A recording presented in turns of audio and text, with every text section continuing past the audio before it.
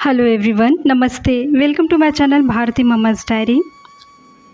ज्येष्ठ मास के कृष्ण पक्ष में जो एकादशी आता है उसे अपरा एकादशी के नाम से जाना जाता है। धर्मराज युधिष्ठिर के पूछने पर स्वयं भगवान श्री कृष्ण ने इस व्रत के महत्व के विषय में बताया था। पवित्र एकादशी का व्रत भगवान श्री विष्णु को समर्पित होता है। युधिष्ठिर के पूछने पर भगवान श्री कृष्ण ने कहा, हे राजन, तुमने संपूर्ण लोगों के हितार्थ के लिए अत्यंत ही उत्तम प्रश्न पूछा है। हे राजेंद्र, इस ज्येष्ठ मास की एकादशी को अपरा एकादशी कहते हैं। यह अत्यंत पुण्य प्रदान करने वाली है और विशाल बड़े पातकों का नाश करने वाली अत्यंत पवित्र उत्तम व्रत है। ब्रह्म हत्या, गोत्र की हत्या, गर्भस्थ हत्या, परनिंदक, पर स्त्री, लंपट पुरुष आदि विभिन्न प्रकार के पातकों का नाश कर डालने वाली शक्ति इस पवित्र एकादशी के व्रत से प्राप्त होती है। यह एकादशी निश्चय ही इस व्रत को रखने से मनुष्य पाप रहित हो जाता है। जो झूठी गवाही देता है, माप तोल में कपट करता है, छल करता है, बिना जाने ही नक्षत्रों की गणना करता है और कूटनीति से आयुर्वेद का ज्ञाता बनकर वैद्य का काम करता है, ये सब नरक में निवास करने वाले प्राणी होते हैं। परंतु अपरा एकादशी के उत्तम पालन से वे पाप रहित होते हैं। यदि कोई क्षत्रिय कर्म करने वाला धर्म का परित्याग कर युद्ध से भागता है तो वह क्षत्रिय योचित धर्म से भ्रष्ट होने के कारण नरक का भागी होता है, तथा जो शिष्य विद्या प्राप्त करके स्वयं ही गुरु की निंदा करता है वह भी महापातकों से युक्त होकर नरक का भागी होता है। किंतु अपरा एकादशी के ग्रहण से, इसके परिपालन से मनुष्य सद्गति को प्राप्त करता है। माघ मास में जब सूर्य मकर राशि पर स्थित होता है उस समय में प्रयाग में स्नान करने वाले मनुष्य को जो पुण्य प्राप्त करता है, तथा काशी में शिवरात्रि का व्रत करने से जो पुण्य मनुष्य प्राप्त करता है, तथा गया में पिंड दान करके पितरों की तृप्ति प्रदान करने वाला पुरुष मनुष्य जिस पुण्य के भागी होते हैं, जिस पुण्य को प्राप्त करते हैं, तथा बृहस्पति के सिंह राशि पर स्थित होने पर वह गोदावरी में स्नान करने वाला मानव जिस पुण्य फल को प्राप्त करता है, तथा बद्रिकाश्रम की यात्रा के समय भगवान केदार के दर्शन से तथा बद्री तीर्थ के करने से जो पुण्य फल की प्राप्ति होती है, तथा सूर्य ग्रहण के समय कुरुक्षेत्र में दक्षिणा सहित यज्ञ करके हाथी, अश्व व स्वर्ण दान करने से जिन पुण्य फल की प्राप्ति होती है, अपरा एकादशी के पालन से मनुष्य उसी प्रकार का ही पुण्य फल की प्राप्ति करता है। अपरा को उपवास करके भगवान वामन की पूजा करने से मनुष्य विभिन्न पातकों से मुक्त होकर परमधाम श्री विष्णु लोक को प्राप्त करता है, तथा इसके महत्व को व इसकी कथा को पढ़ने व श्रवण करने से सहस्त्र गोदान का फल प्राप्त होता है। कथा इस प्रकार है।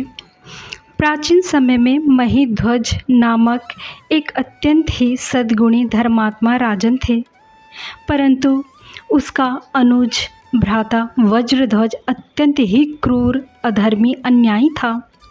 वह अपने अग्रज भ्राता से अत्यंत द्वेष करता था, अत्यंत ईर्षा भाव रखता था, और उस ईर्षा भाव में एक दिवस रात्रि के समय उसने अपने अग्रज भ्राता की हत्या कर दी तथा उसके शव को वन में ले जाकर पीपल के वृक्ष के नीचे गाड़ दिया। इस प्रकार अकाल मृत्यु को प्राप्त करने से वह राजन वह धर्मात्मा महिध्वज प्रेत योनि को प्राप्त हुए, तथा प्रेत योनि में प्रेत के रूप में, प्रेत आत्मा के रूप में वे भटकने लगे। वह उसी पीपल वृक्ष पर उनका निवास हो गया। एक दिवस सहसा एक महर्षि धौम्य उस वन में पधारे। उन्होंने अपने तपोबल से उस प्रेत को देखा तथा राजन के विषय उन्हें सर्व ज्ञात हो गया, और उन्होंने उन राजन को परलोक विद्या का उपदेश देना आरंभ किया। प्रेत योनि से मुक्ति के लिए उन्होंने स्वयं ही इस पवित्र अपरा एकादशी व्रत का उन महर्षि ने पालन किया और उससे जो पुण्य की प्राप्ति हुई, उस पुण्य दान को उन्होंने उस सद्गुणी राजन जो अब प्रेत योनि में थे, उन धर्मात्मा राजन महिध्वज को समर्पित कर दिया। पुण्य के प्रभाव से, पुण्य दान से वे राजन प्रेत योनि से मुक्त हो गए तथा दिव्य देह को धारण करके स्वर्ग को प्रस्थान किए। यह अपरा एकादशी की कथा लोकहित में है। इसके पढ़ने तथा श्रवण करने से मनुष्य विभिन्न पातकों से मुक्ति को प्राप्त करता है। इस दिवस भगवान श्री विष्णु श्री लक्ष्मी नारायण जी के साथ वामन अवतार की भी श्री विष्णु जी की पूजा होती है। पूजा विधि इस प्रकार है। सर्वप्रथम ब्रह्म मुहूर्त में उठकर नित्य क्रिया आदि से रिक्त होकर स्नान कर लें। तत्पश्चात स्वच्छ वस्त्र अथवा स्वच्छ पीला वस्त्र धारण कर लें। पूजा के स्थान की सुंदर सफाई स्वच्छ कर लें। वेदी पर अथवा लकड़ी के पाटले पर स्वच्छ लाल वस्त्र बिछाकर उसमें प्रभु श्री विष्णु जी की मूर्ति अथवा भगवान श्री कृष्ण जी की मूर्ति अथवा चित्र अथवा घर में यदि लड्डू गोपाल जी हैं तब आप उन्हें स्थापित करें तथा सवेरे के दिया बाती पूजा आरती कर लें।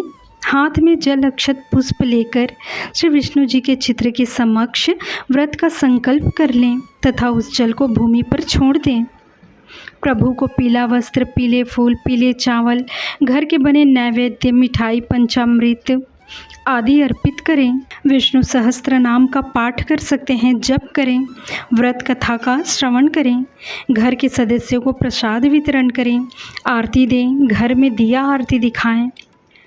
सांझ पूजन के उपरांत रात्रि में फलाहार कर सकते हैं। दान का भी महत्व है। सामर्थ्य अनुसार विपन्नों में दान कर सकते हैं। व्रत के पूरे दिवस मन स्वच्छ, दुर्भावना रहित, शीतल रखें। ब्रह्मचर्य का पालन करें। अगले दिवस द्वादशी को सवेरे पूजन के उपरांत सूर्योदय के पश्चात व्रत का पारण कर लें। अन्न जल ग्रहण कर सकते हैं। आप सभी को ज्येष्ठ मास के कृष्ण पक्ष की अपरा एकादशी व्रत की हार्दिक शुभकामनाएं। Thank you for watching. जय श्री कृष्णा।